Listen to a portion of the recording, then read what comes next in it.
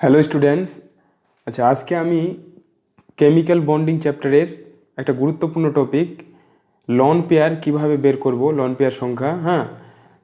NEET পরীক্ষার্থীদের অর্থাৎ ডাক্তারি পরীক্ষার জন্য প্রস্তুতি নিচ্ছ যেসব ছাত্রছাত্রীরা এবং জয়েন্ট এন্ট্রান্স এক্সামিনেশনের জন্য ইঞ্জিনিয়ারিং পরীক্ষার জন্য যেসব ছাত্রছাত্রী প্রস্তুতি নিচ্ছ তাদের জন্য। ওকে, তো এখানে আমি বেসিক কিছু বলবো না, ডাইরেক্ট যেগুলো শুধু প্রয়োজন, আশা করছি তোমাদের বেসিক জানা আছে। তাই যারা নিট এবং জেইর স্টুডেন্ট তারাই শুধু বুঝতে পারবে। অন্য কেউ যদি ভিডিওটা দেখো তাহলে কিন্তু বুঝতে পারবে না। কারণ এগুলো বোঝার জন্য অনেক বেসিক জিনিস আগে থেকেই জানা থাকতে হবে। ওকে, তো এই লন পেয়ার থেকে একটা কোশ্চিন মেডিকেল বা ইঞ্জিনিয়ারিং পরীক্ষায় আসে। আমি বেশ কিছু এখানে কম্পাউন্ড নিচ্ছি, যে কম্পাউন্ডগুলো প্রায় পরীক্ষায় এসেছে। এই কম্পাউন্ডগুলো অনেক পরীক্ষায় এসেছে, এআইপিএমটি এবং এখন বর্তমানে যেটা নিট আর হলো ইঞ্জিনিয়ারিং এবং আইআইটি পরীক্ষায়, সেই কম্পাউন্ডগুলো আমি এখানে লিখছি, গুরুত্বপূর্ণ। এবং এদের মধ্যে লন পেয়ার কতগুলো আছে সেগুলো আমরা বের করব। আশা করছি তোমরা এই ভিডিওটা দেখার পরে তোমাদের এখান থেকে একটা একটা কোশ্চিন পাওয়ার বা 4 নম্বর পাওয়া একটা কী হবে, নিশ্চয়তা বেড়ে যাবে লন পেয়ার থেকে যদি কোশ্চিন আসে। এবং রিসেন্ট ইয়ারে লন পেয়ারের কোশ্চিন আসতেছে, তাহলে জেনন এবং গুরুত্বপূর্ণ কম্পাউন্ড যেগুলো আইআইটি বা মেডিকেল পরীক্ষা অলরেডি এসেছে, যে জেনন আর হলো JeF6। আমি লিখতেছি কম্পাউন্ডগুলো আগে, তারপর আমি এক এক করে বের করে দেখাচ্ছি কীভাবে বের করবে। তারপর হলো I3+, তারপর I3-, তারপর হলো আয়োডিন Cl4-, জেনন O4, তারপর ওয়াটার অলরেডি এর আগের ভিডিওতে আমি হয়তো বলেও দিয়েছি, হাইব্রিডেশন যে টপিকটা আমি আলোচনা করেছি, কিন্তু তবু আজকে এটা এক্সট্রা একটা ভিডিও, ভালোভাবে যেন কোশ্চিন আসলে ভুল না করো। জেনন F2, তারপর লাস্ট হলো NO3-। দেখো, তাহলে আমি এই যৌগগুলো দিলাম। মূলকও আছে এখানে, নিউট্রাল আছে, তারপর চার্জযুক্ত আছে। ওকে, সো আমাদের বের করতে হবে লন পেয়ার। ওকে, তাহলে লন পেয়ার কীভাবে বের করব, আমাদের জাস্ট স্ট্রাকচারটা করতে হবে। আচ্ছা, লন পেয়ার বের করার জন্য আমাদের জানতে হবে যে বাইরের কক্ষে, সেন্ট্রাল অ্যাটমটার বাইরের কক্ষে বা ভ্যালেন্স শেলে কতগুলো ইলেকট্রন থাকে। এই জিনিসটা গুরুত্বপূর্ণ, যেটা আমরা জানি এবং আশা করছি তোমরা যারা নিট বা জেইর জন্য প্রস্তুতি নিচ্ছ তারা জানো। যদি না জেনে থাকো তাহলে কিন্তু এটা মাস্ট জানতে হবে। ওকে, এটা একটা বেসিক জিনিস যে যোজ্যতা কক্ষে কতগুলো করে ইলেকট্রন থাকে। ওকে, পিরিয়ডিক টেবিলটা সেই জন্য ভালোভাবে পিরিয়ডিক টেবিলটাকে গুলে খেতে হবে একবারে। ওকে, পর্যায় সারণীতে, যেটা পর্যায় সারণী বলি আমরা। তাহলে জেননের বাইরের কক্ষে ইলেকট্রন থাকে 8টা। জেনন একটা কি নিষ্ক্রিয় মৌল, ওতে 18 নম্বর শ্রেণীতে আসে। 18 নম্বর শ্রেণীগুলোকে আমরা নোবেল গ্যাস বলি বা নিষ্ক্রিয় মৌল বলি, কারণ এরা এদের সরবহিস্থ কক্ষে 8টা ইলেকট্রন থাকে। এরা অন্য মৌলের সঙ্গে সহজে বিক্রিয়া করে না, এরা স্টেবল অবস্থায় থাকে। ওকে, কারণ অক্টেট যেটা রুল, অক্টেট সূত্র, কোনো মৌল কি করে তার যৌগ গঠনের সময় তার বাইরের কক্ষে সর্ববহিস্থ করে কক্ষে 8টা ইলেকট্রন পূর্ণ করে। ওকে, 8টা ইলেকট্রন পূর্ণ করলেই কী হয়ে যায়, স্টেবল হয়ে যায়। তাহলে 8টা ইলেকট্রন থাকবে জেননের। তাহলে 8টা ইলেকট্রন লিখে নেব ডট ডট দিয়ে। ওকে, একটা ডট একটা ইলেকট্রন, 6। তাহলে 8টা হয়ে গেল। এখন এখানে ফ্লোরিন আছে 6টা, তাহলে 6টা ফ্লোরিন। আচ্ছা, ফ্লোরিন কি একটা হ্যালোজেন মৌল। এই হ্যালোজেনগুলো কী করে, হ্যালোজেন মৌলগুলো হচ্ছে সিঙ্গেল বন্ড গঠন করে। ওকে, আমি এর আগের হাইব্রিডাইজেশন চ্যাপ্টারে বলেছি যে হ্যালোজেন মৌলগুলো হচ্ছে অন্য মৌলের সঙ্গে যুক্ত হচ্ছে সিগমা বন্ড দ্বারা যুক্ত হয়। সিগমা বন্ড মানে সিঙ্গেল বন্ড। তাহলে ফ্লোরিন আমি যোগ করছি। তাহলে যেভাবেই যোগ করি না গেলে জাস্ট আমি উত্তর লন পেয়ার বের করার জন্য, এখানে আমরা স্ট্রাকচার দেখছি না। হ্যাঁ, তাহলে তুমি যে কোনোভাবে যোগ করে দাও। হ্যাঁ, 6টা ফ্লোরিন 6টা ইলেকট্রনের সঙ্গে যোগ করে দাও। সো 6টা যোগ করে দিলাম। থাকলো কয়টা আমার? দুটো ইলেকট্রন থাকলো। এখন দুটো ইলেকট্রনকে আমি মানে আমরা কি বলি, দুটো ইলেকট্রন মিলে লন পেয়ার বলি, মানে একটা লন পেয়ার। ওকে, সো এখানে হচ্ছে একটা লন পেয়ার। তাহলে লন পেয়ারের সংখ্যা কত? একটা লন পেয়ারের সংখ্যা। ওকে, এইভাবে। হ্যাঁ, সহজ, মানে কোন জিনিসগুলো বেসিক জিনিস জানতে হবে তোমাকে, যে হ্যালোজেন মৌলগুলো হচ্ছে সিঙ্গেল বন্ড দ্বারা যুক্ত থাকে, আর হলো সব মৌলের পিরিয়ডিক টেবিলে সেই জন্য ভালোভাবে পড়ে নেবে যে বাইরের কক্ষে কোন মৌলের বাইরের কক্ষে কতগুলো ইলেকট্রন থাকে। ওকে, পরেরটা একইভাবে 8টা ইলেকট্রন। তাহলে এখানে 4টা কি হচ্ছে ফ্লোরিন যোগ করে দিচ্ছি। বাকি থাকলো কটা? তাহলে 2 জোড়া থাকছে, তাহলে 2টা লন পেয়ার। এলপিতে হলো লন পেয়ার বোঝায়। ওকে, বুঝতে পারছো? সব থেকে একটা ইম্পর্টেন্ট কোশ্চিন এই কোশ্চিনটা, যেটা I3+। দেখো I3+, এখানে 3টা আয়োডিন আছে। ওকে, 3টা আয়োডিন, তাহলে একটা আয়োডিন, তার মানে টোটাল 3টা, তাহলে 2টো যোগ করছি। ওকে, 2টো যোগ করছি। আর আমি হাইব্রিডাইজেশনে বলেছিলাম যে ভ্যালেন্স শেলের ইলেকট্রনগুলোকে কীভাবে বের করা হয়। এই যে দেখো এটা লিখলাম। যে I3+, টোটাল 3টা আয়োডিন, কিন্তু চার্জ কত আছে? প্লাস। যখনই ভ্যালেন্স শেল ইলেকট্রনগুলো বের করব, আয়োডিনটা একটা হ্যালোজেনের বাইরের কক্ষে হচ্ছে সর্বোচ্চ কক্ষে কটা ইলেকট্রন থাকে? 7টা। ওকে, 7টা, কিন্তু এখানে প্লাস চার্জ হলে কি হচ্ছে? একটা ইলেকট্রন বেরিয়ে গেছে, মানে কয়টা ইলেকট্রন? টোটাল 6টা। তাহলে 2টো ইলেকট্রন কি হচ্ছে? আয়োডিনের সঙ্গে যুক্ত হয়েছে। তাহলে এখানে আরও আছে 2, 4, 5, 6। তাহলে কয়টা লন পেয়ার? 2টো lone pair, 2 lone pair. Okay, খুব গুরুত্বপূর্ণ কোশ্চেন, খুব গুরুত্বপূর্ণ। আইআইটি পরীক্ষায় এসেছিলো, এটা মেডিকেলেও এসেছিলো। ওকে, এগুলো আইআইটি বা মেডিকেল পরীক্ষারই বিভিন্ন কম্পিটিশন পরীক্ষার থেকে এগুলো তোলা হয়েছে কোশ্চেন। তারপর I3-,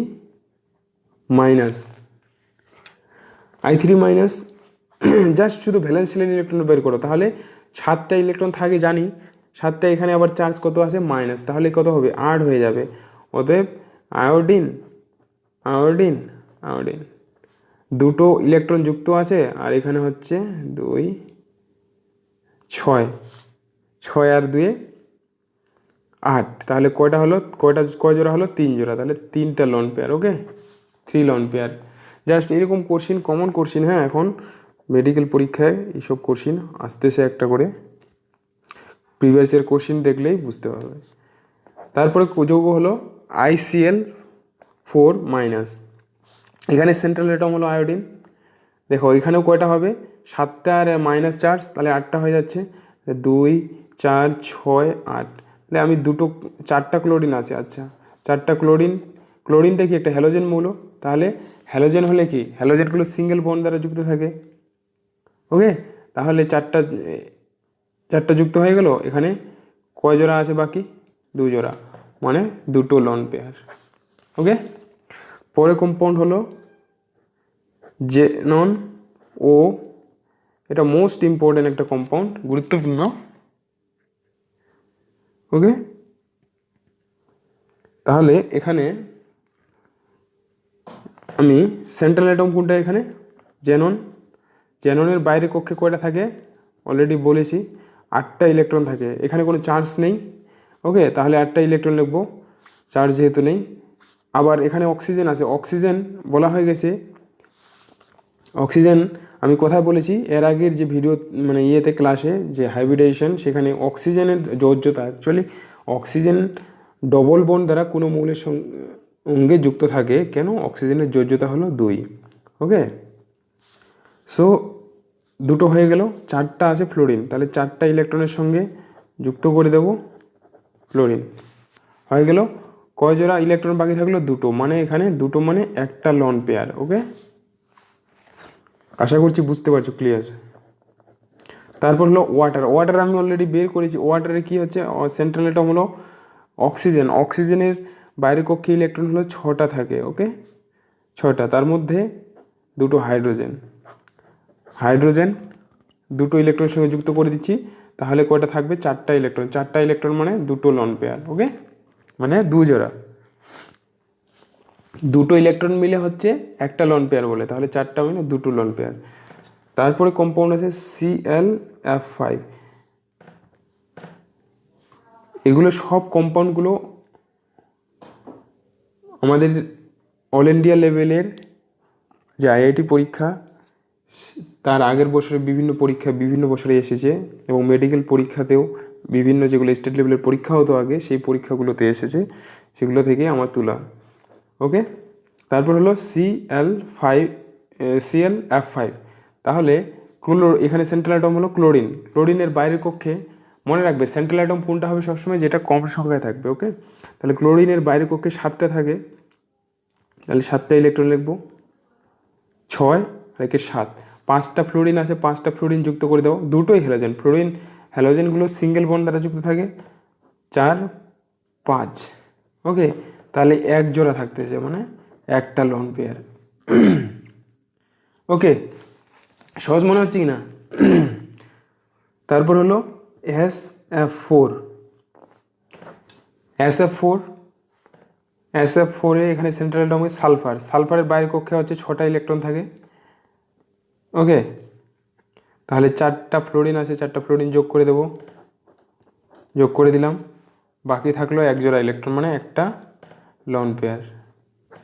okay, I think clear হয়ে যাচ্ছে তোমাদের কনসেপ্ট। আর যদি বুঝে না থাকো তাহলে তুমি বেসিক অনেক জিনিস জানো না। ওকে, তোমরা